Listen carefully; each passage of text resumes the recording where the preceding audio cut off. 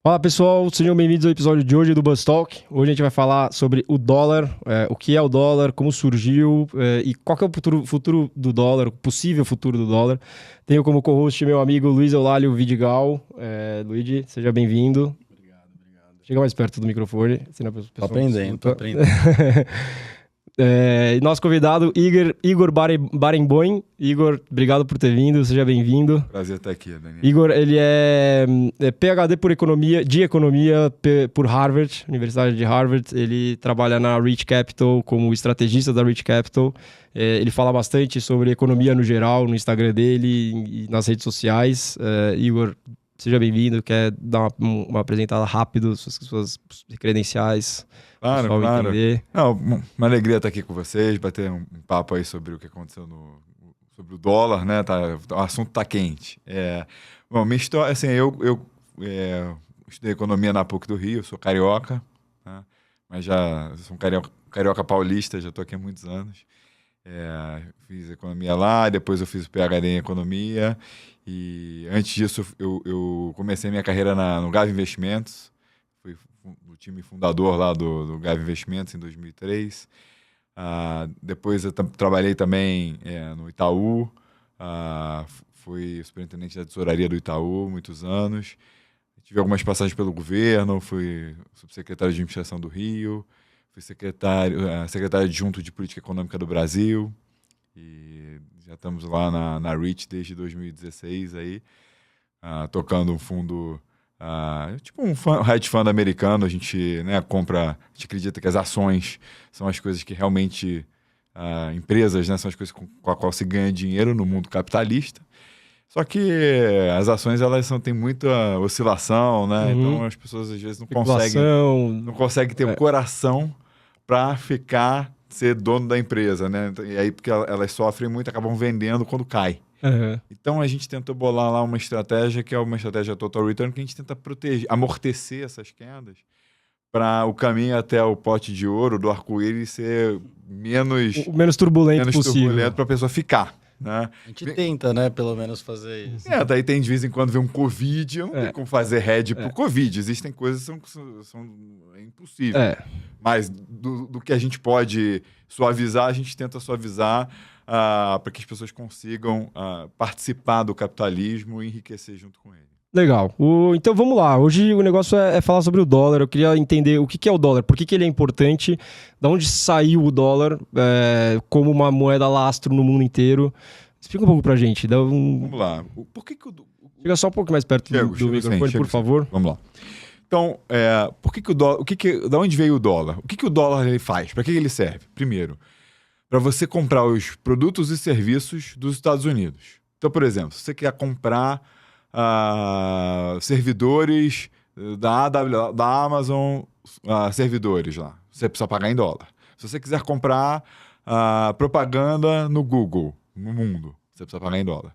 Se você quiser comprar aviões da Boeing, você precisa pagar em dólar. Então, o dólar ele serve, e para você também pagar o governo americano, que se você tem operações nos Estados Unidos, que é a maior economia do mundo, você precisa pagar impostos. Então, o dólar ele serve para você comprar muita coisa. Por isso, ficou muito importante você ter dólar, né? Antes do dólar, o comércio mundial ele era referenciado em libras esterlinas, na moeda da Inglaterra. Né? E no entre-guerras, né, depois da Primeira Guerra Mundial, teve um enfraquecimento e empobrecimento muito grande da Europa com respeito aos Estados Unidos. E aí o dólar que ele passou a ser a moeda reserva do mundo, porque para você ter os produtos... Os Estados Unidos, como ele cresceu, né? Ele conseguiu virar uma potência agrícola, né? Então, no século XIX, os Estados Unidos virou uma potência agrícola, conseguindo trazer os grãos do meio oeste americano, ali do Illinois, Indiana... Como chama o Belt? Corn Belt. Corn Belt. Corn Belt, né? E escoando por onde? Por Nova York. Por isso que Nova York virou Nova York, que virou o porto por onde saía toda a comida desse lugar que era Mato Grosso, assim, né? Retão, assim, né? Plano, tranquilo, é muito bom para plantar. E qual foi Por que Nova York virou o porto? Porque não dava para sair dos Great Lakes, né, do sistema dos Grandes Lagos ali no norte dos Estados Unidos, que fazem fronteira dos Estados Unidos e Canadá, e trazer para o Atlântico. Você precisou fazer uma obra que foi a reforma do Canal Erie. Tem um livro maravilhoso do Peter Bernstein, chama The Wedding of Waters, que conta exatamente essa história. Ele conta que o governo ele tinha uma estratégia que era trazer os grãos pelo rio Potomac para Washington, D.C., e esse ia ser o porto, ia ser lá, só que não deu certo essa empreitada, e o que deu certo foi essa empreitada do Canal Erie, e aí Nova York virou o grande centro do mundo, porque trazia comida dos Estados Unidos para onde estava a maioria das pessoas, né, com algum poder aquisitivo, na Revolução Industrial, na Europa, e aí com isso os Estados Unidos começou a ter muita divisa, muita moeda estrangeira e conseguiu desenvolver a sua indústria. Tá? E aí para você comprar, né, quando teve as guerras, a indústria da Europa ficou focada em produzir bomba, e as pessoas precisavam comprar outras coisas, e aí elas precisavam do dólar para conseguir comprar essas outras coisas. Então, a moeda do país que produz muita coisa acaba virando uma referência. Né? Agora, não só isso, né, que os Estados Unidos ele te oferece, ele também te oferece uma outra coisa que não é só o comércio.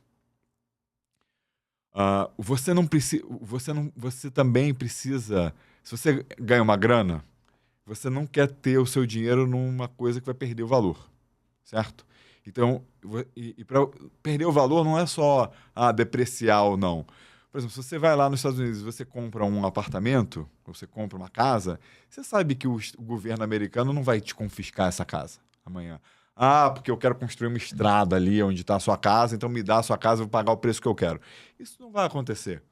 Então, um lugar que tenha bom direito de propriedade, como é os Estados Unidos, uma segurança jurídica, esse lugar é onde você quer botar o seu dinheiro. Né? Então, para você ser a moeda reserva do mundo, você precisa ter essas duas coisas. Ser uma moeda que você consegue comprar coisas, e ser uma moeda onde você pode colocar o seu dinheiro lá. Para ter segurança jurídica, significa que você pode colocar a hora que você quiser e tirar a hora que você quiser. Né? Então, quem são os concorrentes do dólar hoje no mundo? Agora apareceu um concorrente. Tinha o euro, né? Fizeram o euro. O euro tem 20 anos, 20 e poucos Sempre foi $1 e euro e... E o euro era muito uma moeda jovem, uma moeda de 20 anos. Tinha o marco alemão, tinha o ien, aí fizeram um euro mais parrudo, mas o euro era uma coisa jovem, um experimento ainda jovem. As pessoas, né, em 2011, tem 12 anos, as pessoas acharam que o euro ia quebrar. Né? Se não tivesse aquele momento lá do Trichet, falou, vou fazer, I'm gonna do whatever it takes para manter a Europa unida e o euro funcionando, talvez tivesse quebrado ali naquele momento. Então, o euro não chegou a virar uma moeda... O euro depende muito de muitos países, né? Então, é uma estrutura... Sim. Ele não tem uma união fiscal que suporta ele, né? É só uma união monetária, né? Então, assim, algumas coisas aconteceram no passado, agora, de fazerem títulos da Europa, que eles chamam... Mas ainda é uma coisa embrionária. Eles chamam do Hamiltonian Moment da Europa, né? Que foi a emissão de título, o federalismo fiscal americano, né? Mas a gente está ainda embrionário nisso, o euro ainda não chegou lá. Agora, o euro, ele cumpre essa coisa de você sabe que você comprar uma casa em Portugal, uma casa na França, não vão confiscar a tua casa. Só que, mais ou menos, né? Porque os russos compraram casas e iates na Europa, confiscaram tudo. A Rússia depositou uma grana da reserva em dólares americanos, os americanos confiscaram. Então, os Estados Unidos perderam... O dólar, ele... Acabou perdendo um pouco da segurança. As pessoas começaram a se perguntar, poxa... pode acontecer comigo. Em última instância, por mais que sejam... Acho que pelas questões da guerra agora, acho que você fala, então quer dizer que tem uma guerra, talvez os caras vão parar de pegar meu dinheiro e prender. Acho que assusta, né? E para quem era um negócio totalmente tranquilo, que nunca teve nenhuma variação, para isso em sei lá quantos anos de história, acende um alerta, pelo menos. Não, acendeu uma luz amarela total, né? Imagina, você é brasileiro, amanhã o Brasil brigou com... Isso não tem nada a ver com isso, sou brasileiro, eu tô aqui, trabalho, pago meus impostos, né? Sou um cara correto. E botei um dinheiro na Europa, nos Estados Unidos, onde quer que seja. E aí, porque o Brasil resolveu brigar com outro país, o cara vai confiscar o meu dinheiro. Foi isso que aconteceu, né? Então isso acendeu o sinal amarelo, né? E aí... Isso a gente tá falando um negócio recente, né? Agora. Ano, né? Aconteceu em 2022. Com o negócio da guerra. Com a guerra, o que aconteceu? Só pra gente, todo mundo que tá nos assistindo aqui, entender o que aconteceu. Quando veio a guerra da Ucrânia, a Rússia invadiu a Ucrânia, né? Aí os Estados Unidos fez sanções e falou, olha, todo o dinheiro russo vai ser confiscado, ele tá bloqueado, e várias pessoas que eram empresários ligados ao governo russo tiveram sua propriedade confiscada. Iates e casas, ou, na verdade, elas foram bloqueadas, né? Muita gente que tem, as casas continua usando, ele só não pode vender, não pode fazer nada. Né? Até que isso seja resolvido, né? Então, isso você perdeu a segurança jurídica, o direito de propriedade disso. Agora, há um ano atrás, as pessoas começaram a falar, bom, o que eu vou fazer com o meu dinheiro? Porque eu não quero ter... Aí muita gente começou a comprar casa em Dubai. Dubai virou uma bolha, né? Do ponto de vista de comércio, quem é o concorrente dos Estados Unidos é a China, né? Afinal, muito do que a gente consome, compra e tal, é chinês já há muitos anos, né? Então, aquela coisa, eu quero comprar bens e serviços menos mais bens, você compra da China. O problema da China é que você não tem segurança jurídica nenhuma. Você vai botar seu dinheiro lá, mas você tem um cara lá que comanda, que é o partido na figura do Xi Jinping, mas ele tem muita força, muito poder. Se ele não quiser que você tire o dinheiro de lá, você não tira. Eles não querem ter essa liberdade de movimento de capital, né? Eles não... Até porque isso faz crise cambial e eles se sentem mais impotentes com isso. Então, eu não vejo isso mudando no curto prazo. Então, também fica difícil... Assim, você gostaria de mudar do dólar? Tudo bem, eu entendo. Mas você vai mudar pro quê? Pra qual? Não tem uma alternativa, assim... Tão segura quanto o dólar, tão historicamente segura quanto o dólar. Mas tem um outro fator também que eu saiba do dólar, que é que ele era lastreado no ouro, né? Ou era lastreado no ouro dos Estados Unidos. E também com a questão da pandemia, eles... começaram a imprimir mais dólar. Então, esse valor do dólar começou a cair muito. Isso perde um pouco da segurança. Então vamos só por aí, mas vamos contar a história assim, mais no detalhe, tá? Então, assim, todas as moedas, elas eram lastreadas em ouro, né? Na verdade, esse negócio de dinheiro de papel, né, que a gente acredita em pedaços de papel colorido que ficam no nosso bolso, é uma construção humana, né? Não tem valor nenhum. O ouro, pelo menos, sei lá, você pode fazer dente de ouro, pode fazer uma correntinha, um brinco para sua esposa, enfim, ou para você mesmo, enfim. Mas o pedaço de papel colorido é um negócio, assim, realmente uma invenção recente, né? Então a gente construiu isso, né? E aí, com as guerras no século XX, você teve vários realinhamentos do preço do papel, do quantos pedaços de papel compravam ouro. Né? Nos Estados Unidos, no final do século XIX, você teve a Guerra Civil Americana, que eles imprimiram muito dinheiro para pagar os soldados, e aí teve uma depreciação do dólar muito grande. Quando você teve a Primeira Guerra Mundial, você também, a Inglaterra precisou depreciar muito a Libra, e aí, porque ela precisou imprimir muita Libra, e aí depois a Inglaterra quis voltar para o preço anterior da Libra. E isso acabou com a economia inglesa, fez a economia ficar muito engessada e foi muito difícil. Mas como que faz isso? Como que eles resolvem, vamos voltar para o valor anterior da Libra? Porque ele é lastreado em alguma coisa. Como que é essa decisão? Como que funciona isso? Basicamente assim, antigamente, né, você tinha... todo o sistema monetário mundial, ele era lastreado em ouro, então, ou em metais preciosos. Então, basicamente, era assim, você mandava um container de trigo, mandava alguns containers de trigo, aí o outro cara tinha que mandar um barco de ouro lá para o outro lado. Então, o que acontecia? Quando você está com uma taxa de câmbio, né? O que é a taxa de câmbio? É um preço relativo entre bens num país e bens e serviços num país e bens e serviços no outro país, né? Então, o que acontecia? O ouro é bom para a gente pensar bem como funciona essa dinâmica. Então, sabe, que nem hoje em dia, você vai para os Estados Unidos, né? Você chega lá, é muito caro. Você vai no supermercado, tudo é muito caro. Né? Menos comprar roupa, né? Por causa do imposto, uma questão tributária. Você tem uma arbitragem tributária, que é morar no Brasil, pagar imposto de renda no Brasil, né? E consumir nos Estados Unidos bens, porque a renda é tributada lá e aqui o consumo é tributado. Então, o ideal é você morar né, que é onde tributa a renda, onde a tributação da renda é baixa e consumir onde a tributação do consumo é menor. Baixa, né? Então, por isso que muita gente fala, o cara vai lá e volta de Miami com a sacola cheia. Os brasileiros são conhecidos. Tem enxoval. O cara vai fazer enxoval em Miami. Ninguém faz essa conta direito, porque se fizer a conta não vale muito a pena, não. Mas aí o cara fala, não, mas aí eu também passeei. Né? Exato. Não, você tem empresas, né, fazendo cartãozinho para não pagar IOF. É um big business esse negócio de consumir num outro país, né? Mas enfim, então você vai lá, o que acontece? O consumo lá é muito caro, mas ele é muito caro por quê? Porque eles vendem bens com um valor agregado muito alto.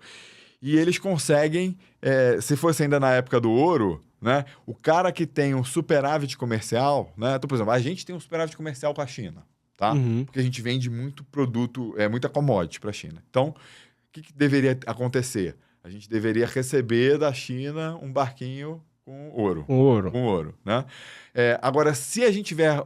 Mas a gente tem, em termos de superávit comercial, a gente tem superávit comercial com o mundo. Mas a gente... viaja, a gente compra serviços de fora do mundo, a gente compra software, né? A gente compra coisa do Google, a gente compra Bitcoin. Então, a gente tem um déficit de serviço. Então, a gente acaba tendo um déficit de conta corrente. Então, a gente acabaria tendo que mandar um barquinho de ouro para o resto do mundo. Se o Brasil ficar muito caro, vocês lembram quando o dólar era 1,60 em 2011? Então, o que acontecia? Era muito caro o Brasil ficava mandando barquinho de ouro, né? Que não é ouro, né? É tudo eletrônico, com dólar e tal. Mas você ficava mandando dinheiro para o resto do mundo. Então, se falta ouro para você, o que você tem que fazer? É a lei da oferta e da demanda. Se você está mandando muito ouro para fora, você tem que baixar o seu preço, que baixar o preço do Brasil significa o real por dólar subir, ou seja, o real ir de 5 para 10. Né? Então, você...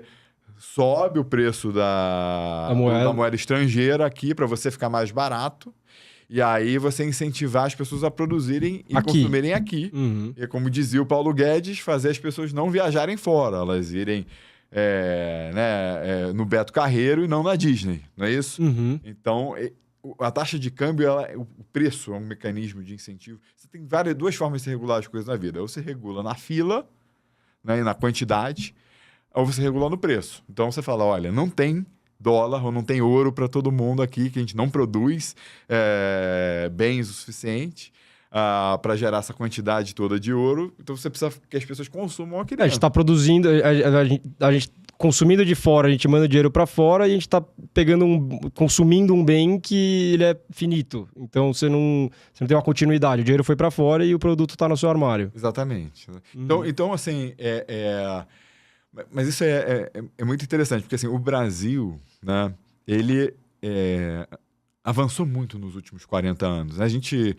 Eu tenho muitas dificuldades do Brasil, a gente foca muito nos nossos problemas, mas a gente acompanha muito outros países da América Latina e o Brasil assim, se destaca, tá? Porque a gente aliviou muito a nossa restrição externa nos últimos 40 anos. Eu explico.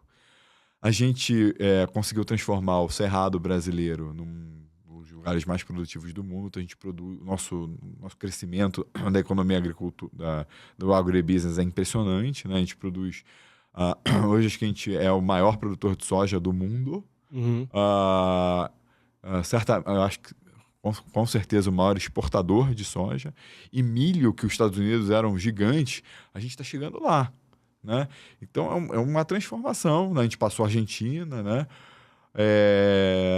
Enfim, então isso gerou muito... E a gente exporta boa parte disso. Então, isso trouxe muitos dólares para o Brasil. Né? Outra coisa que trouxe muitos dólares para o Brasil é o pré-sal. Né? A gente hoje produz 3 milhões de barris aqui no Brasil. A gente virou um produtor importante no mundo. e com custo baixo, né? O lifting cost do pressão é baixo.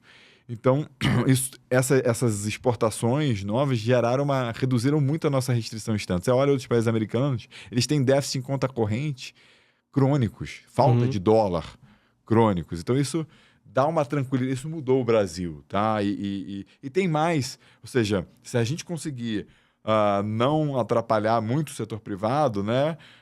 Com a nossa vontade de distribuir renda, que é importante, meritória, mas acaba distorcendo um pouco a economia. Se a gente conseguir não atrapalhar muito, tem muito mais. Tem gás, tem petróleo. Parece que tem muito petróleo agora na foz do Amazonas. Enfim, são novas fronteiras. Tem muita transformação de terra para acontecer. A gente aproveita bem o petróleo, apesar de ser um bom produtor, porque a gente não refina aqui, não trabalha ele aqui. Isso muda alguma coisa? Olha, assim, a exploração e produção é um high margin business, é um negócio de alta margem, alta rentabilidade, né? Tem risco alta rentabilidade. O refino, ele é um negócio de uma baixa, de margem mais baixa, né? Não tem, né? É um spread, é uma diferença que você consegue... Você não consegue colocar um preço incrível e tal. Agora, por outro lado, a produção, a exploração de petróleo, ela é pouco intensiva em gente. Então, dá pouco emprego. O refino já é mais intensivo em emprego. Então, assim, a pergunta assim, a gente... Isso talvez não deveria ter... Se a gente refina ou não, talvez não devesse ser delegado para uma decisão estatal. Sim. Devesse ser delegado se vale a pena do ponto de vista privado ou não. Você pode até dar um incentivo, mas uma discussão política as coisas, elas em geral não são uma resposta assim, não. Sim, né? Elas têm o seu... Muitos fatores. Fatores, complexidade, mas assim... Eu acho que para um país como o Brasil, é importante você ter uma capacidade de refino. Você não pode ficar num produto essencial, você não pode ficar totalmente refém da Índia. A gente acabou de passar esse momento do Covid que, poxa, se você não tem produção interna, você fica refém. Né? Então, aí tem uma questão de inflação também, que é diretamente ligada, né, à produção de combustível no geral, né? Acho que se a gente tivesse uma capacidade interna de produção, a gente conseguiria controlar um pouco melhor a inflação, ou não? Mas também se a gente não for muito competitivo nessa produção interna, também isso pode aumentar custo, Se tem um custo, quem vai pagar essa conta é o consumidor. Então é um trade, como dizem os economistas, é um dilema, é um trade-off. Por um lado é bom você não ser totalmente dependente, mas por outro lado, não, por exemplo, nesse período aí da pandemia, o crack spread, que é a diferença entre o preço do diesel e o preço do petróleo, ficou gigante, ainda está alto para padrões históricos, tá? Mas assim, você fazer um investimento e ter isso, se você não for bem gerido, também pode custar muito mais caro. Então, tudo depende de como que você faz. Né? O diabo está nos detalhes sempre, né? Então, achei até legal você mencionar esse ponto, que é uma coisa que a gente conversou muito no passado, que é como que o mundo também, né, ficou para trás, né, por uma política ESG, né? Acho que todo mundo escolheu ir para o lado verde, né? Todo mundo quer um mundo assim, com a sustentabilidade melhor, em geral. Mas, assim, tem um custo isso, né? Que foi o que fez a gente chegar nessa inflação, que a gente tanto briga hoje, que não é o dólar em específico, mas ele é um componente muito importante. Que acho que queria que só se você pudesse comentar, acho que é legal para esse assunto, que o mundo decidiu ser verde e acho que talvez não fez uma conta. A gente chegou, a gente viu o que aconteceu com a Alemanha, sei lá. Não, acho que esse é o tema muito importante do nosso momento, mas eu quero também, depois que você me lembre, que a gente acabou não explicando a história do Bretton Woods e como que dá a diferença do preço do dólar, a história de quando que os Estados Unidos saiu da janela do dólar. Ele parou, porque antes você trocava, você ia lá tinha uma janela do dólar, você tinha lá o seu dólar, o que estava escrito no dólar? Eu prometo pagar X onças de ouro por esse papel. Então, a qualquer momento, você ia lá numa janela e num guichê, tô falando do anglicismo, um guichê e trocava o seu papel por saquinho de ouro, tá? Aí, nos anos 70, os Estados Unidos não conseguiu mais cumprir naquele preço e acabou a troca automática com isso, e as pessoas já tiveram que confiar no dólar. Porque quando terminou a Segunda Guerra Mundial, você precisava de estabilidade financeira. E aí você teve um acordo, que é a Conferência de Bretton Woods, 44, que você ia ter um sistema de câmbio fixo entre os países. Então, você sabia que com X dólares você comprava Y libras esterlinas ou marcos alemães, você tinha e tudo tinha uma paridade com o ouro. E isso é bom para o comércio, porque você tem tranquilidade e tal, mas isso não se sustenta, porque as economias são dinâmicas. São diferentes, decisões diferentes. E um tem mais inflação, o outro menos inflação, o salário tem que subir mais, porque o sindicato pediu, enfim, tem várias coisas acontecendo.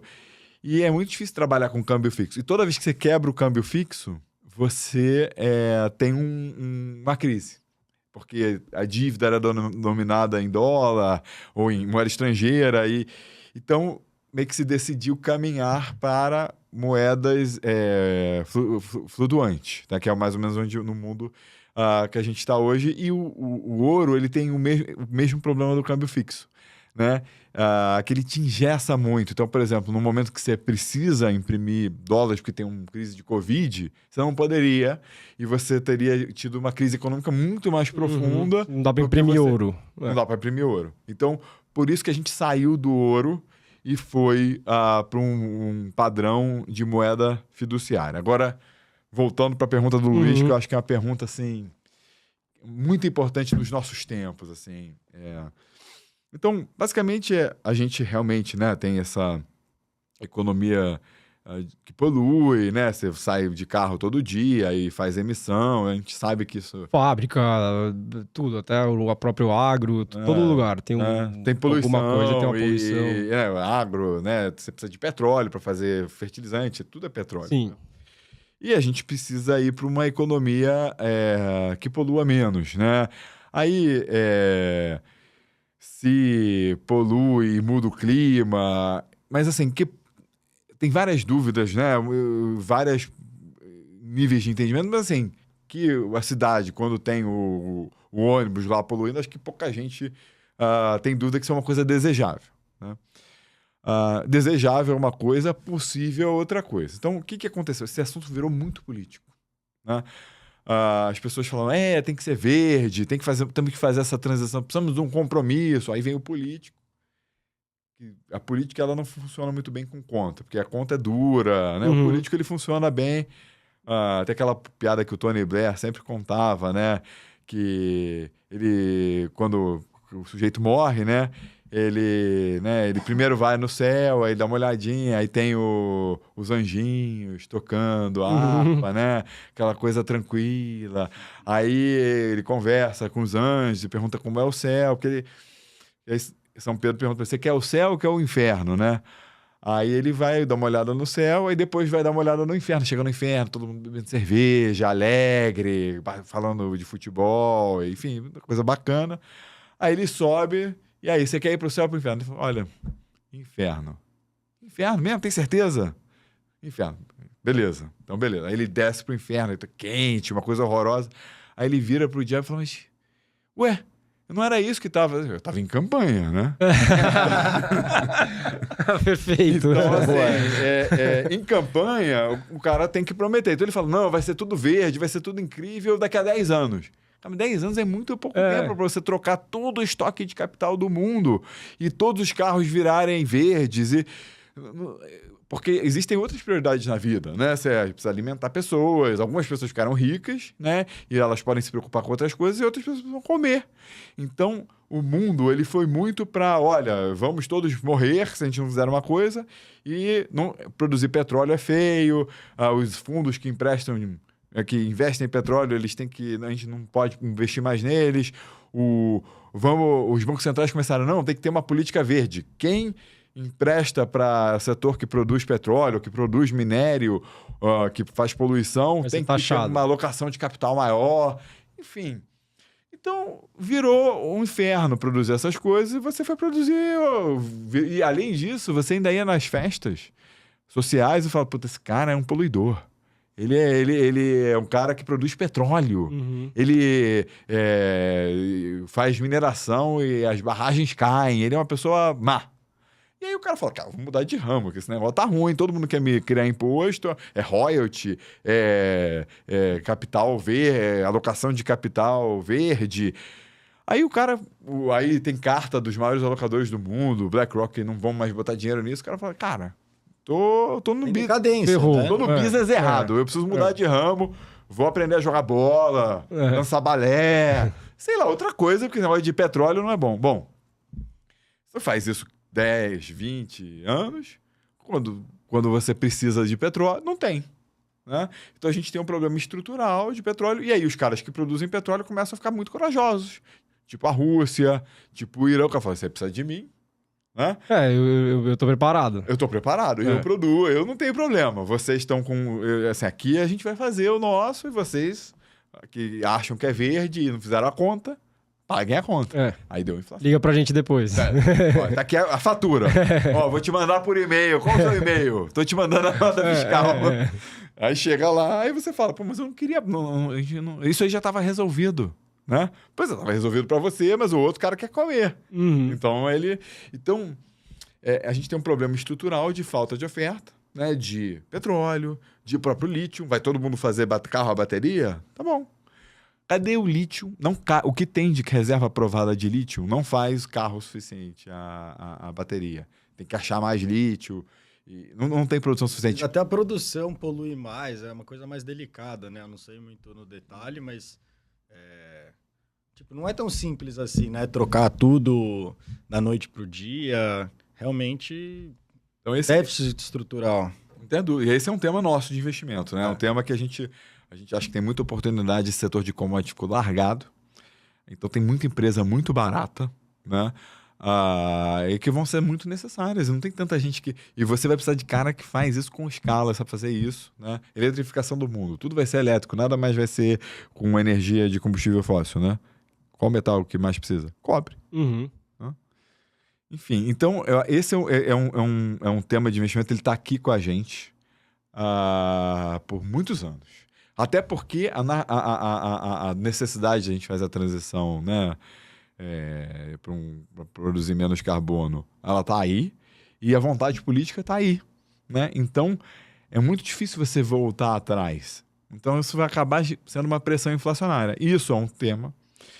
Outro tema de pressão inflacionária muito grande, que continua no mundo, é essa divisão do mundo entre dois ecossistemas. O ecossistema americano e o ecossistema chinês. Isso também não vai voltar. Né? O copo de cristal quebrou. Você não consegue mais colar os caquinhos. Né? Então, cada um vai fazer o seu, ninguém mais confia. A China fica rica. Né? Precisa menos dos Estados Unidos. Tem vários... Eles não é que vai ter uma desglobalização, vai ter uma reglobalização. Uma desaceleração da globalização. E isso, ou seja, se você não consegue comprar mais do cara que é o mais barato, né? Então você acaba pagando mais caro, isso gera inflação. E isso gera mais... antes era assim, você ligava pro teu cara e falava, pô, me manda mais 10 bonés. Aí o cara fala, não, agora, olha, o boné aumentou. Você fala, aumentou? Então manda não. Desliga. Liga pro chinês. Alô, me manda mais 10 bonés. Ah, tudo bem, vou esperar mais 30 dias, mas chega no mesmo preço.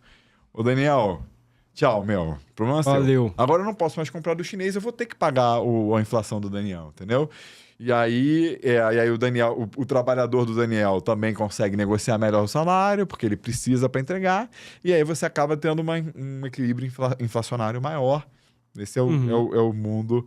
Agora, a inflação um pouco maior, taxa de juros um pouquinho maior. Então, voltamos para esse mundo que a gente se desacostumou nos últimos 40 anos com uma globalização muito profunda, e que você sempre tinha opção e ninguém era monopolista, era tudo concorrência, margem, preços de bens caindo loucamente. Isso mudou e isso está aí para ficar. Agora está ao contrário, agora é monopolista e tudo basicamente centralizado na China, assim, em termos de... assim, não é monopolista, tem vários países, mas virou, assim, a alternativa não é mais tão fácil.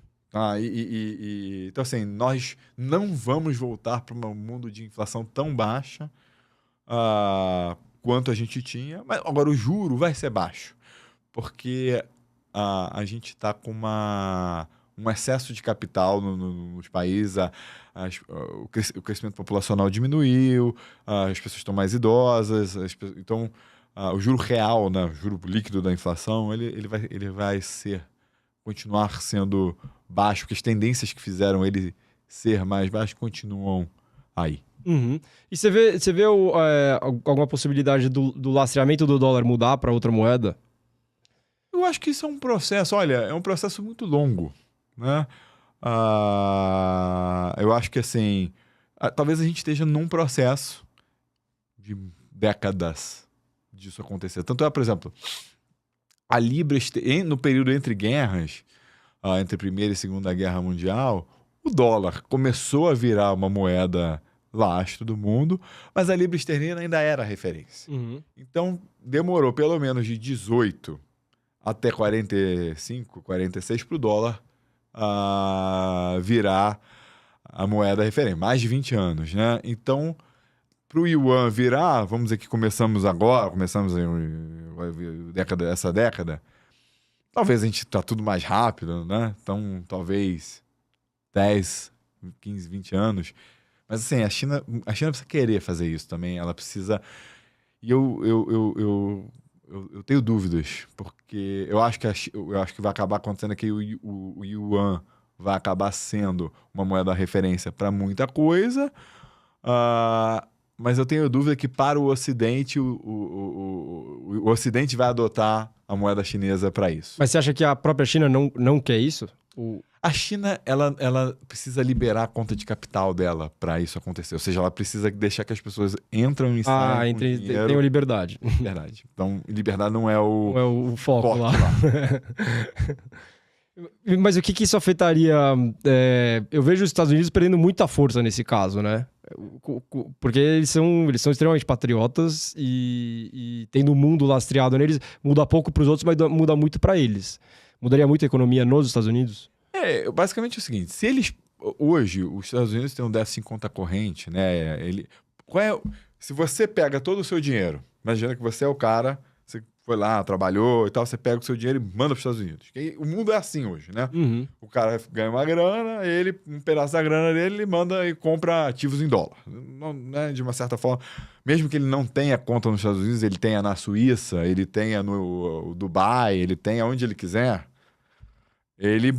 um pedaço do dinheiro dele, ele compra ativos indexados ao dólar, porque ali é a referência.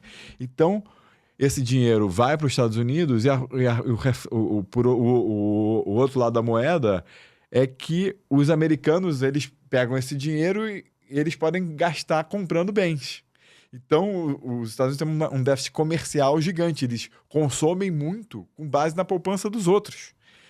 Então, se tem menos gente querendo botar dinheiro lá, eles vão ter que consumir menos. Uhum. Então, esse que o Charles de Gaulle, né, chamava de privilégio exorbitante dos Estados Unidos de imprimir a moeda na qual ele deve, e que todo mundo, ao mundo todo, que o mundo inteiro usa, se você vai ter menos gente querendo essa moeda, o seu poder de imprimir essa moeda vale menos e a tua capacidade de consumir diminui.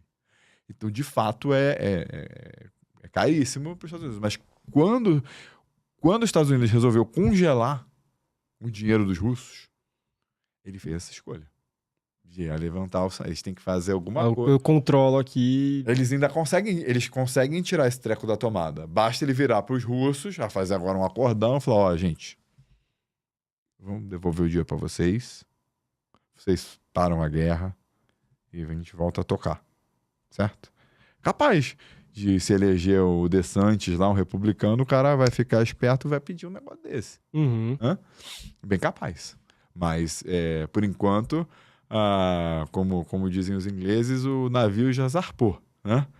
Voltar atrás agora... É complexo, mas é possível, ainda dá para desmontar. Uhum. Né? E a China está se aproveitando. Né? Eu acho que, assim, por exemplo, a notícia da semana aí é que o Lula foi na China e ele falou mal do dólar, falou sonha que acabar com o dólar. E ele fez vários acenos para a China, né? Washington Post bateu nele, a mídia americana bateu bem, vendo, ele está se alinhando à China. Mas, assim, do ponto de vista pragmático, né? O que ele está tentando? A China vai lá e fala, não, vou investir vou te dar uma ponte, vou te dar uma ferrovia, vou te dar... E ele vai contar para os eleitores dele que ele conseguiu isso. Os Estados Unidos só dá sermão. Fala como que você deve fazer, porque ele é legal, ele é o cara protetor do direito das liberdades, da democracia. Bacana, mas você fala, e minha farinha pouca, meu pirão primeiro, né? Então, o cara quer se eleger, ele não tem mais essa visão, né, é um cara mais velho, ele precisa entregar resultado rápido. O cara que tá querendo comprar a história do pinguim na geladeira. Hoje em dia as pessoas nem sabem mais o pinguim na geladeira, mas se colocavam pinguins em cima de geladeiras. E aí se dizia que, em geral, o eleitor vota não no cara que deu a geladeira, mas no cara que deu o pinguim na geladeira, porque só quer ganhar o pinguim quem já tem a geladeira, né? Então, é isso, assim. Agora, por outro lado, é uma discussão hoje... Não dá pra fugir do dólar. Então, uma discussão, assim, Qual a perspectiva futura, assim, do dólar que você imagina? Eu vejo, assim, por enquanto nós estamos vivendo o dólar como moeda prevalente, assim. Tem muita coisa que tem que acontecer para isso acabar. Agora, de fato, as pessoas estão mostrando uma intenção de falar, olha, Estados Unidos, aquela coisa... Eu sei o que você fez no verão passado. Tipo, se comporta aí, porque senão a gente vai ficar trabalhando pra... E aquela coisa, água mole em pedra dura, tanto bate até que fura. Então, assim, se você achar que pode confiscar nossos ativos, a gente vai se organizar pra acabar com esse treco. Eu acho que é isso que está acontecendo. Mas ainda é uma coisa em construção. Estamos longe. O precursor dessa história inteira, então, é a questão da guerra, deles terem confiscado a coisa do dinheiro dos russos. Não tenho dúvida. Isso é o estopim, né? Aquele tipping point, aquela gota d'água que faz o copo transbordar, né? Mas... para isso acontecer, você precisa ter, na verdade, uma outra economia pujante, importante, que você fala, tudo bem, eu meio que brigar com esses caras, porque se eu precisar de remédio, eu compro da China. Né? Os caras, a gente viu agora no Covid, que os caras são um dos maiores produtores de antibiótico, de vacina, não tem alguma coisa de tecnologia, está atrasado, mas tem muita coisa que a China está muito mais avançada dos Estados Unidos em tecnologia. Então, não fico sem tecnologia, não fico sem bens principais. Serviço eu dou um jeito. A Rússia ficou lá, o Visa e Mastercard saíram, eles tinham lá um cartão de crédito que funcionou. Então, assim, dá para fazer. Então, não é impossível. Não é impossível. Só dá para falar duro quando a sua promessa é minimamente crível. Então, assim, o advento da China como economia forte fez a coisa ser minimamente crível. E os Estados Unidos abusar no momento que não dá para abusar mais... também começou a valer a pena. Você faz a conta do custo-benefício e fala, não dá para deixar esses caras... então, minimamente, os Estados Unidos tem que estar tomando... Ele tomou, não é que tomou um cheque-mate, mas o dólar tomou um cheque. Um cheque, um bom cheque. Um bom cheque. Agora faz alguma coisa aí. Aqui, estamos se mexendo. Como agora tem eleição, não dá pro Biden mudar agora nesse momento, mas se o Biden perder, eu espero mudança de política nos Estados Unidos. Provavelmente ele vai perder. Ele tá muito fraco lá, né? Muito fraco e você tá caminhando para uma recessão, né? Ou seja, você vai ter uma economia fraca aí no terceiro tri, crescimento negativo, talvez terceiro e quarto tri. E aí, no ano que vem, vai ser o primeiro e o segundo tri vão ser fracos. Talvez no finalzinho dê para ele salvar ele, mas vai ser difícil. Eles ainda não estão em recessão. Recessão tecnicamente não. Tecnicamente não, mas talvez esse trimestre agora vai ser perto de zero, assim. Talvez a gente não... Porque recessão, pela definição dos economistas, são 2 trimestres seguidos de crescimento negativo. Tá. Então, a pergunta é assim... Eu sempre falo, a pergunta se é recessão ou não é boa. Vai ter uma queda do PIB importante, né? Você sabe que essa semana teve a capa da Economist. Foi falando, a economia americana, lições da economia, como é incrível. Em geral, quando a capa da Economist diz que é bom, aquele negócio é bom, cai, e quando diz que é ruim, sobe. Uhum. Né? Que nem o Cristo Redentor do Brasil saindo, decolando e depois caindo. Então, me lembro, novembro, agora teve uma capa da Economist dizendo que o fim do Bitcoin é uma droga. Aí despencou. Não, ali estava 15 mil. Depois da capa da Economist já subiu para 30 mil, entendeu? Então, assim, a gente agora está no momento que vai ter a recessão, e aí os Estados Unidos vai repensar as políticas dele. Essa recessão... Pode falar. Não, tem uma frase que a gente usa lá no escritório, que recessão é quando seu vizinho perde o emprego. Quando você perde o seu, é depressão. Então, Essa é a frase do Ronald Reagan, né? Muito boa essa frase. Muito boa, mas acho que... Assim, eu assisti até recentemente Ages of Easy Money no YouTube, muito bom, que explica como fez a gente chegar até aqui, né? E acho que tem a ver a recessão ou não sei, não tem nem o credencial para falar muito disso, mas acho que, assim, foi uma era ou uma década que as pessoas não tinham por que deixar o dinheiro no banco e as coisas não rendiam nada, né? Os juros era zero ou negativo em boa parte do mundo. E agora, com tudo isso que a gente comentou, que gerou inflação, seja com a guerra, Covid, o que for, mudou o modelo das pessoas trabalharem, né? Hoje você tem que dar lucro. Acho que você não pode ficar sonhando tanto tempo em ter a Amazon, né? A próxima Amazon. Então, acho que mudou bem lá. E é uma geração, sei lá, que não viu isso acontecer na pele. O brasileiro está acostumado, acho que na marra entender o que é inflação, juros, porque é muito do nosso cotidiano. Lá é novo. A galera não conhece. Então, a galera que eu digo é o pessoal que talvez de 20, 30 anos aí que está na economia gerando emprego. Então, acho que vai ser desafiador, pelo menos, o entendimento de como caminhar nisso, né? E aí impacta em todo o resto. Então, acho que, assim, vai ter um choque. Não sei se vai ser uma crise, mas acho que vai bagunçar a estrutura, pelo menos de trabalho, de entendimento da economia. Tá demorando para chegar essa recessão dos Estados Unidos, né? Já bagunçou, gente. Já bagunçou. A gente foi para perto do precipício aí da crise bancária. O que aconteceu? E isso não acontece no Brasil porque a gente está acostumado. O que aconteceu? Por que quebrou o Silicon Valley Bank? Vocês sabem a história? A história é a seguinte. Basicamente, os bancos dos Estados Unidos, eles pegaram o dinheiro, que as pessoas vão lá, depositam dinheiro, e eles pegaram o dinheiro e compraram títulos longos. Né? Esses títulos longos, então o cara foi lá comprar títulos do governo. Títulos saudáveis, ou seja, não é que o cara perdeu, o dinheiro não existe, o dinheiro está lá. Prestou dinheiro para o governo. Emprestou dinheiro para o governo, você que emprestou o dinheiro do governo para 10 anos a 1% ao ano. Né? Quando esses títulos de 10 anos do governo saíram de 1% para 2,5%, para 3,5%, tá? E se você fizer a conta de quanto que esse título vale, por exemplo, se a duration do título em média fosse 4 anos, você abriu 2,5 pontos percentuais, então é 2,5 pontos percentuais vezes 4, então os títulos caíram 10%. Então você imagina, o negócio mais seguro que você tem, você foi lá, pegou o depósito dos caras, do teu cliente, ele foi lá, te deu R$100 e botou no banco. Esses R$100 você foi lá, comprou título público e agora você tem 90. E se o seu cliente quiser pedir os 100 de volta? Você não tem. Eu não tenho. Então, por isso que o Silicon Valley Bank quebrou. Porque... E por que ele quebrou? Porque o pessoal... as empresas de TI e o pessoal que trabalha nesse mundo parou de ganhar dinheiro, começou a ter que usar o dinheiro que eles... Do caixa.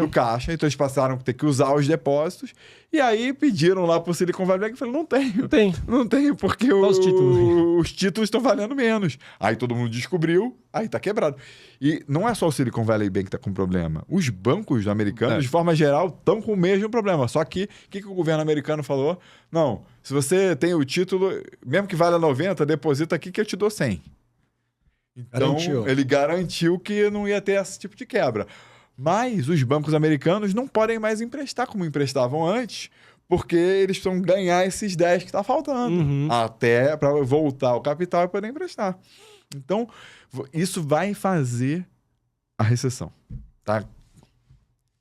Tá contratada.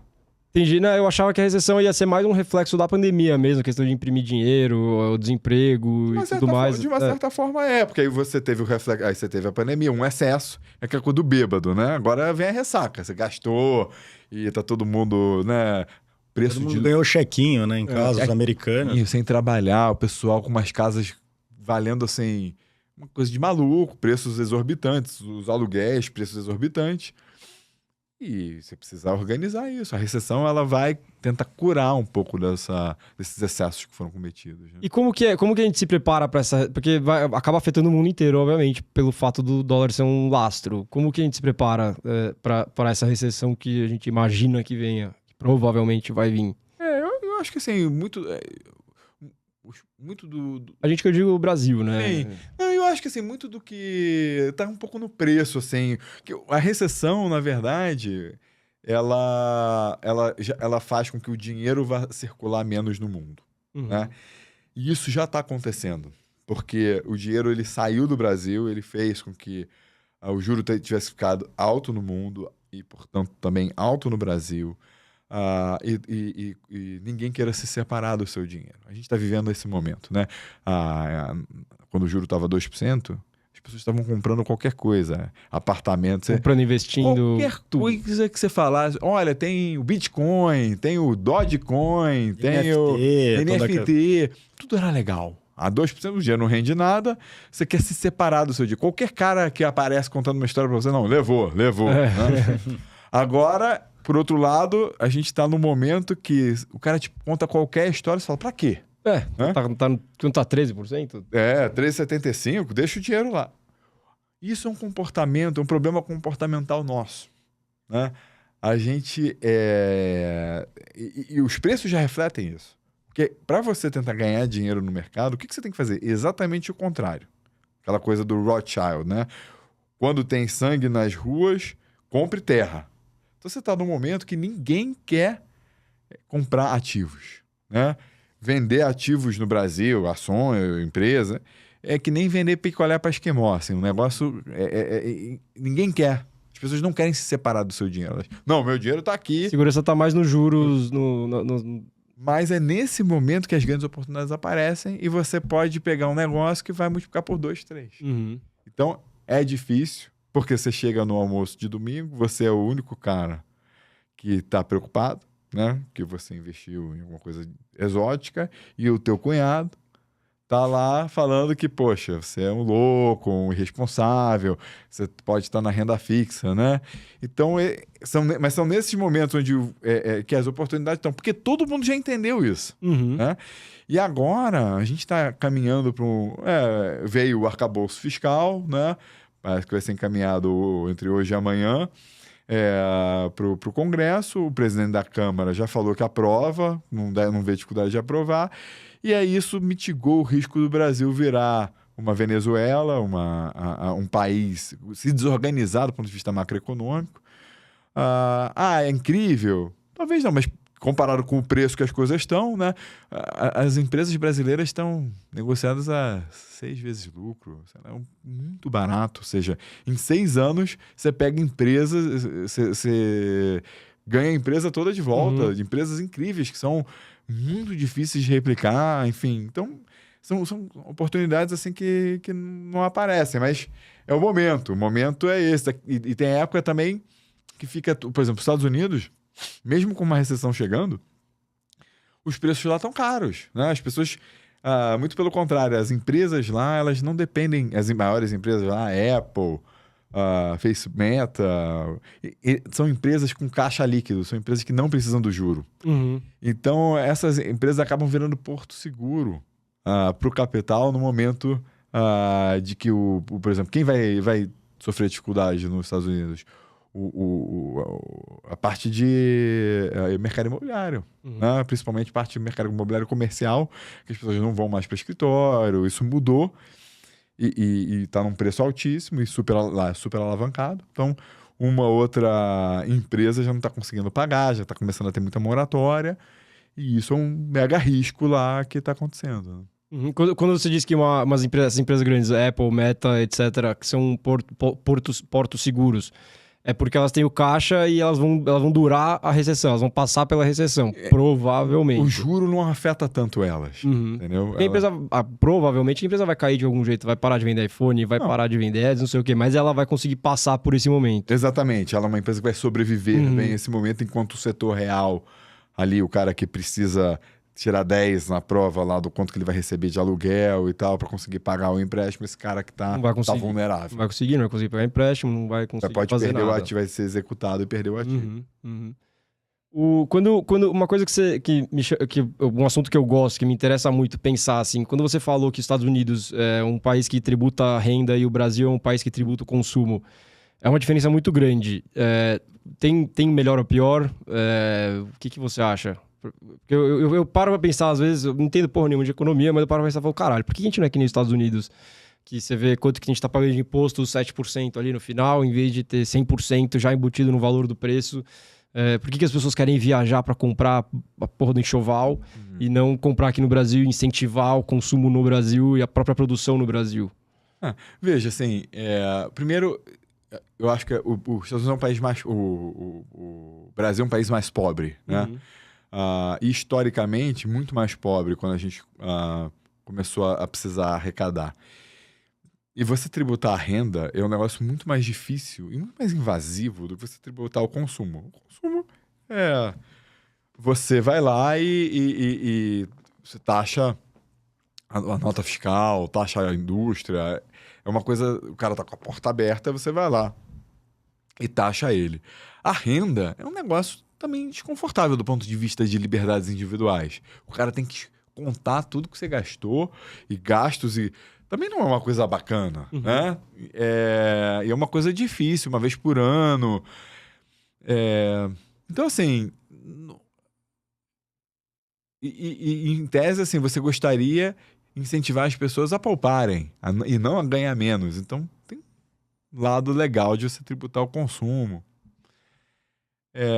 Tem prós e contras. O problema é essa arbitragem. É que o cara que pode, né, o cara que é mais rico, ele acaba se dando bem, porque ele pode consumir num lugar mais barato. Então, você cria essa arbitragem. Não sei se é macroeconomicamente relevante. Talvez para a classe mais alta um pouco relevante, mas tenho um pouco de dúvida. Mas, assim, tudo tem prós e contras. Não é óbvio, esse modelo é melhor. Eu não tenho essa clareza. Não. Direto. Ainda mais que pra gente agora, né, hoje em dia, como é tudo eletrônico, você conseguiria tributar a renda. Mas quando a gente começou a tributar o consumo, lá com o plano Paegas, nos anos 60, né, de forma importante, nós somos um dos primeiros países a fazer o ICM, né, que era o Imposto sobre Valor Agregado, né? Ali, naquele momento, o país era ainda muito pobre e não tinha tecnologia para você tributar a renda. Então, foi bem feito ali. De lá para diante, muita coisa aconteceu que podia ter sido diferente, mas acho que o princípio, logicamente, eu não tenho problema com a forma como a gente faz as coisas, não. Assim, eu tenho zero, assim, opinião sobre o assunto, mas fui para a Argentina recentemente, tipo, você não consegue comprar, quer dizer, consegue comprar, mas num valor muito mais caro, uma marca internacional. Teoricamente é para você proteger o seu país e fomentar a indústria local. Mas assim, a gente está no mundo global, então acho que assim, difícil você ser tão protecionista a esse ponto que no final você acaba ficando obsoleto. Então, não tem um modelo, acho que vai muito da economia de cada um e do que ela vive, do aspiracional, né? Hoje as pessoas querem ter o Nike, não ter o Nike da Argentina, talvez, ou enfim. Então, acho que, corroborando com o Igor aí, meu pensamento, acho que não tem um modelo, acho que ele vai se aperfeiçoando junto com a economia e com a vontade das pessoas, né? O mundo é global hoje, não tem barreira. Para mim é mais a questão de você dar acesso às pessoas a comprar algo num valor que nem, por exemplo, nos Estados Unidos. Sei lá, para quem precisa comprar um pacote de fralda e não tem o dinheiro para comprar um pacote de fralda, aqui seria mais barato se fosse tributado de alguma outra forma ou com menos imposto, eu não sei. O problema... vamos lá. Primeira É coisa. uma cabeça muito direta, sabe? Tipo, Não, porra, por que eu vou para os Estados Unidos fazer enxoval pro meu filho e não vou no shopping aqui gerar emprego, gerar, Sim. enfim, sabe? Não, mas vamos lá. Primeiro, assim, a gente tinha uma necessidade de construção do Estado. Precisava arrecadar. Se fosse arrecadar pela renda na época, não ia conseguir arrecadar. Então a gente escolheu tributar o consumo para conseguir arrecadar. Tá? Hoje, talvez a gente pudesse repensar isso, porque hoje a gente tem ferramentas para tributar a renda das pessoas. Tá? Hoje a gente tem. Agora, as pessoas vão reclamar muito também. Né? Agora, a renda, o grande problema do tributo sobre consumo é que é muito regressivo. O pobre acaba pagando mais. Uhum. Né? Porque o pobre ele tem pouco. Ele precisa poupar quase. Gastar pra praticamente tudo que ele ganha. Uhum. Né? O rico ele consegue poupar uma parte. Então, a diferença está em quem. Na poupança. Né? Então, basicamente, porque se as pessoas não poupassem nada, o imposto de renda é igual ao imposto sobre o consumo, certo? Uhum. Então, a poupança no Brasil, vamos dizer que é 10, 15% do PIB, a diferença é 10, 15%. Então, você tributar a renda, a sua base é um pouquinho maior, 10, 15% maior. Uhum. É isso. Mas é mais difícil de você enxergar a renda, ainda mais num país que tem uma economia informal do tamanho da nossa. Então, como a economia informal é, sei lá, 40%, eu não sei esses números atualizados, mas 40%, então acaba que a base da renda é muito menor do que a base do consumo. Sim. Então você precisa tributar a renda muito mais do que você precisa tributar o consumo. Então você vai tributar a renda muito mais, já que você não consegue enxergar a renda. Então você vai acabar tributando... Então, por isso que assim, tributo é um negócio que distorce tudo. E aí, o que acontece? Aí você pega o cara, você vai tributar minha renda? Tá bom, então eu vou montar o meu fundo de investimento Lá fora. em Miami. Uhum. Vou montar em Montevidéu, meu fundo de investimento. E aí as pessoas que têm a maior renda, elas são móveis. E aí, então, por isso que... É delicado, né? Uma coisa implica a outra. Vai ter fuga de renda do país, talvez vai... Você tem que... Esse é o grande desafio. O cara, em geral, o taxman, o cara que tributa, ele, em geral, ele faz a conta dele estática. Vou tributar isso aqui e vou arrumar XB. Ok? Mas o mundo é dinâmico. Você faz isso aqui, beleza. No primeiro ano, você vai tributar XB. No segundo ano, você vai fazer X menos 10%. Uhum. E daqui a pouco Começa a fugir vai ser erodido e você vai ver como você vai fazer de outro jeito, né? É um pouco isso. Então tem que ter todo modelo tem problemas. O modelo atual é sempre ruim. O outro modelo sempre seria melhor. Mas do quando vizinho. você vê, não, ele tem problemas também. E essa história, mudando um pouco de assunto do BRIC, a gente tocou um pouquinho, mas bem por cima, do BRICS. BRICS. Cara, o BRICS... Moeda única, etc. Vamos lá. BRICS. O BRICS, o Jim O'Neill, que era um cara da Goldman, 2002, ela inventou esse treco, BRICS. Que era um acronismo, né? Mas é um cara que... É um cara que era, sei lá, economista, estrategista da Goldman Sachs. Era um cara X. E ele falou, olha, as economias... Ele fez um paperzinho, um trabalhozinho, um relatório, dizendo, olha, essas economias aqui, em 2050, vão ser as maiores economias do mundo. Brasil... Aí ficou bonitinho. 2080. 2050. 2050. Aí fez as projeções de crescimento. Brasil, Rússia, Índia e China. E aí acho que a África do Sul veio depois. Acho que era BRIC. Tá? Aí a África do Sul começou aquele pick me, eu também quero. Aí entrou também, se eu me lembro bem, tá? Então tem 20 anos essa história. Bom, aí é aquela coisa, de lá para tudo, porque a arquitetura financeira internacional prejudica os países em desenvolvimento e beneficia os países desenvolvidos, porque todo mundo poupa e põe o dinheiro lá. Uhum. Né? Aí o pessoal não entende que está sendo operado, mas é a realidade da vida. Então você precisa trabalhar para você sair desse imposto que você paga de todo mundo querer botar o dinheiro lá. Tá. Aí, bom, foi feito esse banco, todas essas entidades, né, do Bretton Woods, que foi o primeiro acordo, né, no fim da Segunda Guerra Mundial, são nos Estados Unidos. Então você tem o FMI em Washington, o Banco Mundial em Washington, a ONU em Nova York. Então você tem esse... E aí você começou a criar instituições agora dessa nova ordem que são em Xangai, né? São na China. Então você tem esse New Development Bank, que é na China. E é muito embrionário ainda, tamanhos pequenos, enfim. E a China é desproporcionalmente grande dentro desse Desse conglomerado. Então, de novo, eu acho que o BRICS é tão bom quanto a China é, ou precisa esperar a Índia crescer um pouco mais para virar uma coisa... Pode ser que tem outros países querendo aderir, a Argentina está querendo aderir, porque ela está com problema de dinheiro, o FMI não quer mais dar dinheiro para ela vai querer trocar de tio rico. Vai precisar do novo tio rico, então tá lá. Então, eu vejo assim, as coisas caminhando, moeda única. Esse BRICS, então, ele é mais ou menos um FMI novo. Ele tenta ser esse New Development Bank é um novo banco de desenvolvimento, ele tenta ser, mas ainda muito embrionário, com uma governança muito menos representativa, uma coisa inicial. Eu acho que tende a caminhar para isso uma alternativa. Eu acho que também essa coisa de moeda única é muito importante a gente voltar para o trabalho que é referência em moeda única. Que é um trabalho do Robert Mundell, de 1961, de áreas monetárias ótimas. Tá? Basicamente, você adotar uma moeda de um outro país é legal do ponto de vista de que, poxa, é menos um problema, menos uma coisa você pensar. Você, quando for fazer comércio com esse país, você não precisa fazer a conta, não tem um cara querendo te cobrar a taxa de câmbio, tem menos incerteza, então tem coisas boas. Mas o país, ele perde a capacidade de fazer política monetária.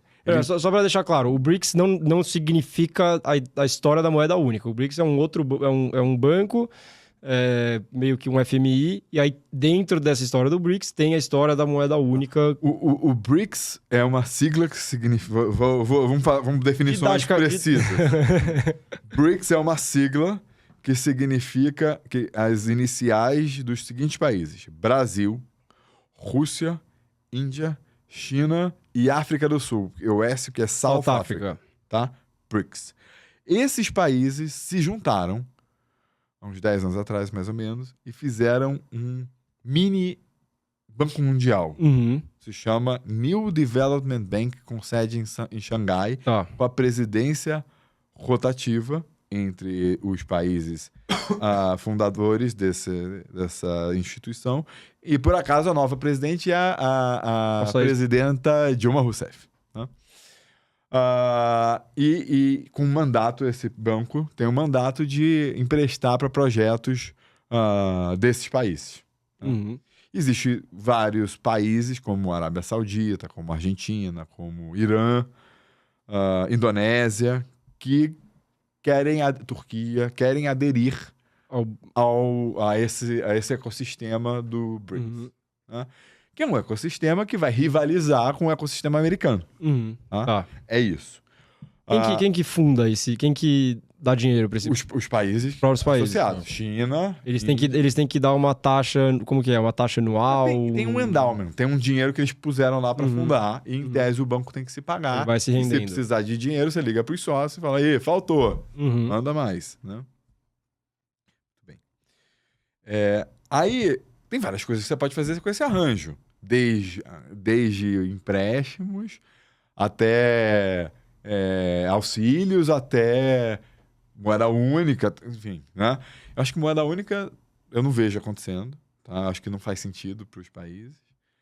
O que faria sentido, por exemplo, eu até escrevi meu TCC da graduação foi que talvez valesse a pena ter uma união monetária entre Brasil e Argentina. A Argentina ainda tinha uma economia muito melhor, 20 e poucos anos atrás. Mas hoje, né, não faria o menor sentido para o Brasil, porque o Brasil tem uma moeda já há 25 anos, razoavelmente até pela própria situação da Argentina também. Mas para a Argentina talvez valesse a pena usar o real. Por quê?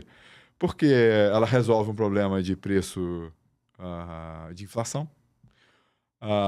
E os choques que o Brasil recebe, né? Se a Argentina também é uma exportadora de commodities. Então, se as commodities vão bem, tem mais dólar lá, a economia vai bem, e aí você pode fazer com a política monetária o que precisa ser feito igual ao Brasil. Então é uma economia parecida, faz sentido. Se a Argentina adotou o dólar, não deu certo, porque os choques não são parecidos. Então, para o Brasil adotar o yuan não faz o menor sentido. Tá? Ou para a Índia, seria muito custoso, abriria a mão. Para você, o euro, né? O euro... Os países centrais da Europa, Alemanha e França, têm uma economia parecida, faz sentido eles terem a mesma moeda. Já para Portugal ter a mesma moeda da Alemanha é difícil. Mas, como a Alemanha botou uma grana em Portugal, deu infraestrutura, fez um bando de coisa, aí valeu a pena porque ganhou alguma coisa. Né? Então, eu acho que o dinheiro que a China estaria disposta a dar para esses países não faz cosquinha suficiente a abrir a mão de política monetária, de ter uma moeda própria, uma política monetária própria. Entendi. Política monetária própria é você decidir qual a sua taxa de juro de acordo com a sua economia, com a sua inflação e não com a do vizinho.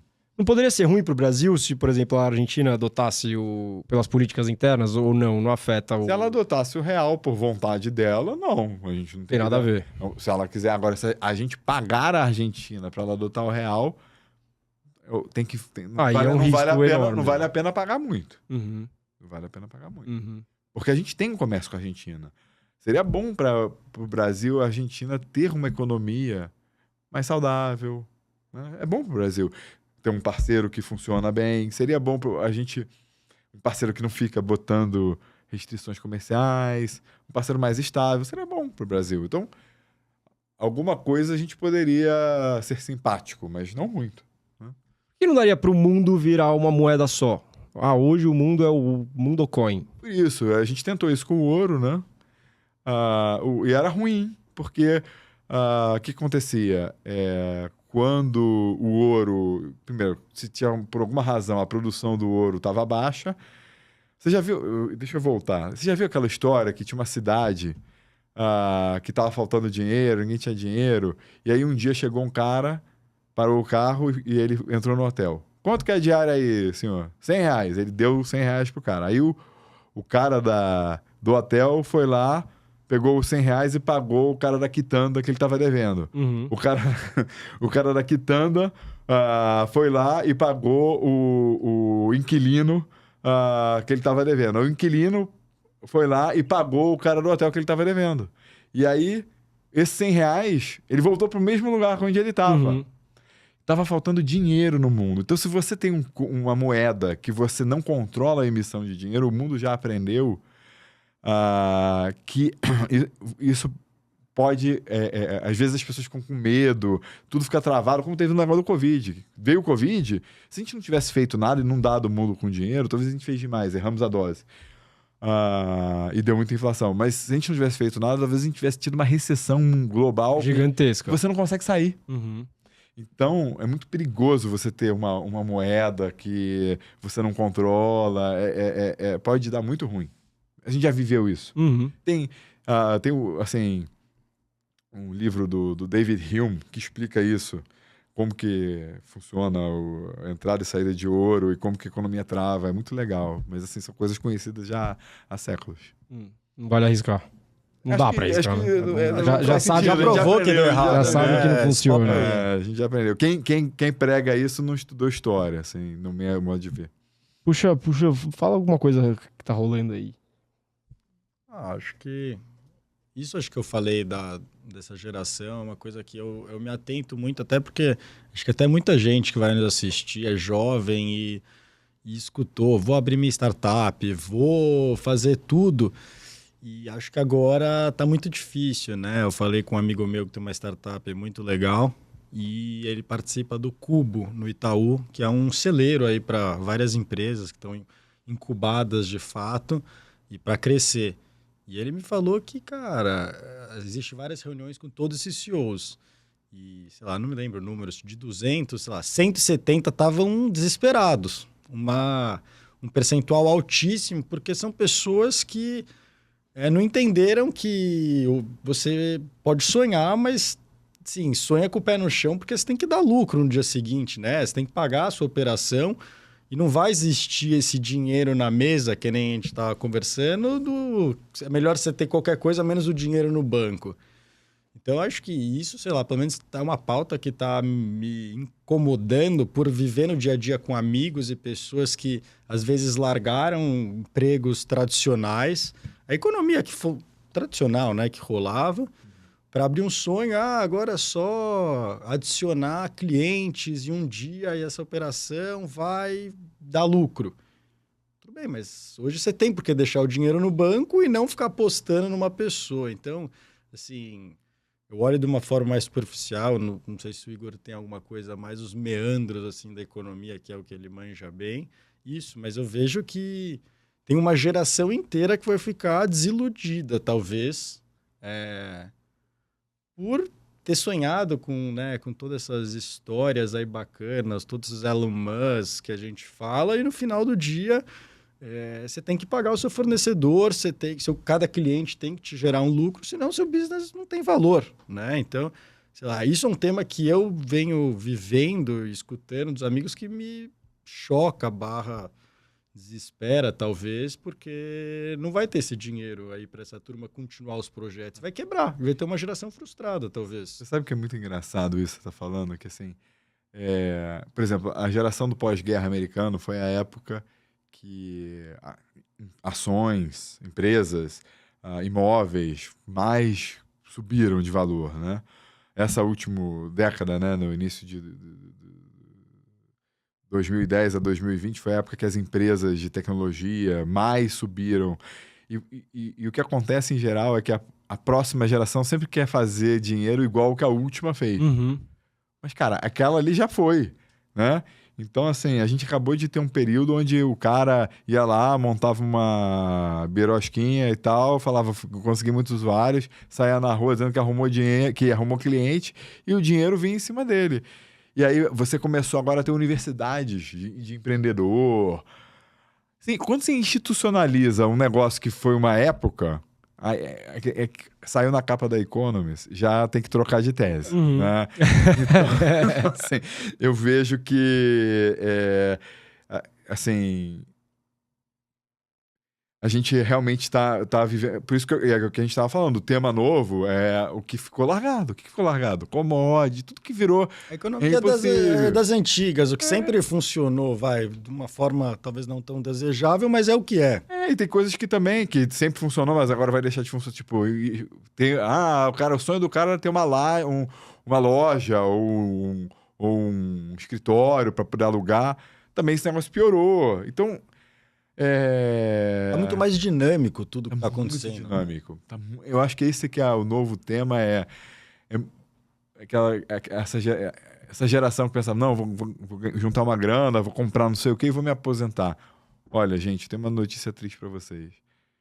Não dá para pensar em se aposentar, não, porque é muito rápido. Eu tava conversando aqui antes da gente começar o podcast, vira e mexe eu vou em algum lugar, o cara fala, você conhece fulano? O cara estourou em assunto tal. Não conheço. O cara... Aí tem, né, muito mais nichado. Tem um super amigo meu que tem uma empresa de música de tipo Spotify do Nordeste. Aí tem os artistas dele do Nordeste. Eu nunca ouvi falar e eu nem vou ouvir falar.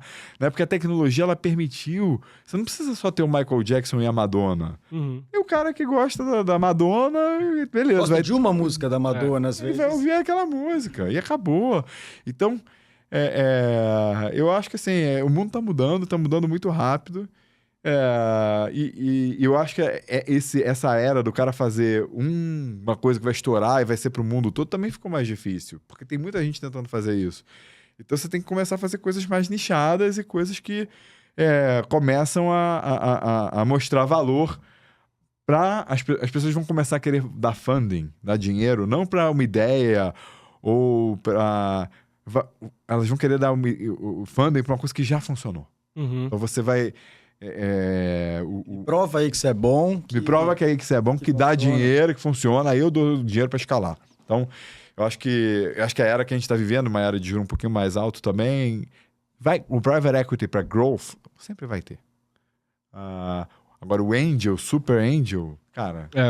Agora não o faz muito mais PowerPoint, sentido. primeiro, põe o PowerPoint aí de pé e faz acontecer que você tem as portas abertas. Mas até lá, para mim, é só um PowerPoint. Já era um pouco assim, né? Agora é definitivamente assim, né? Agora não tem mais dinheiro para ideia. Temos mais algum assunto? Tá bom. Tá bom. Estar aqui com vocês hoje. Então, pessoal, muito obrigado, Igor. Obrigado. Eu vou te dar um presentinho aqui, um boné do Buzztalk exclusivo para os convidados. O Luigi já ganhou um, então... E a gente, eu e o Igor, a gente trouxe um bonezinho da gestora, da Reach, que a gente trabalha, que a gente tenta acertar aí essas mudanças de mundo muito rápido. Temos acertado bastante, né, Luiz? Dentro do possível, né? Acho que o importante é evoluir. Reach Capital. É evoluir junto com as coisas e não ser tão...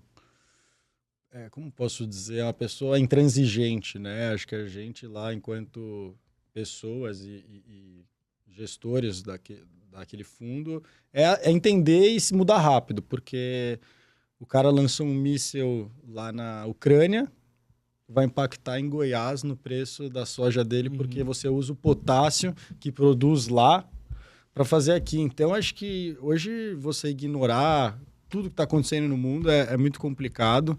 E o que a gente está tentando lá, até de uma forma bacana, é descobrir isso e descobrir onde vai ser a próxima mudança para a gente investir e tentar acertar e trazer retorno para os nossos cotistas. Boa, legal. Fechado. Obrigado. Olha lá. Já tá de Buzz Talks. Valeu aí, pessoal. Obrigado aí. Quando depois começar a recessão dos Estados Unidos, a gente volta e fala de novo. Tchau, valeu, tchau. Luigi. Valeu, Igor. Tamo junto.